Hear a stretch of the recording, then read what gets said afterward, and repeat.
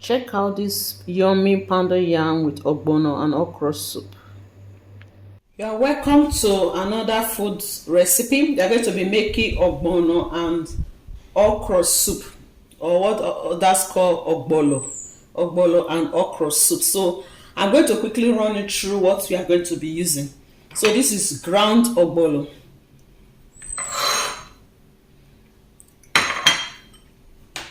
and then this is the okra that we are using. This is okra. I'm going to be slicing this with the knife. I'm not going to use a grater, but if you want you can use a grater, but I want it to have a different kind of slices, so I'm going to be using the knife. I will slice around some square, just to have variety. And then this is the meat that we are using. This is cow meat. I'm going to wash this. I will season it with part of this adobo and tasty cubes with salt, and then I'll add some sliced onions. So I'm going to boil this for 45 minutes, and then I'm going to be adding this pomo when it's getting to like 35 minutes. So this is crayfish. We are going to grind some of them using the blender. We'll blend some of them. I'll show you the powder form when we are done. We are going to be using these bigger strands to give it taste. So this is pepper. So you can use any pepper of choice. This is salt to taste, and then of course I have adobo seasoning powder, and I have tasty cubes here. So you can use any Maggi of choice. Tasty cubes, no cubes, anyone. And then this is palm oil. All right, so we are going to cook the meat.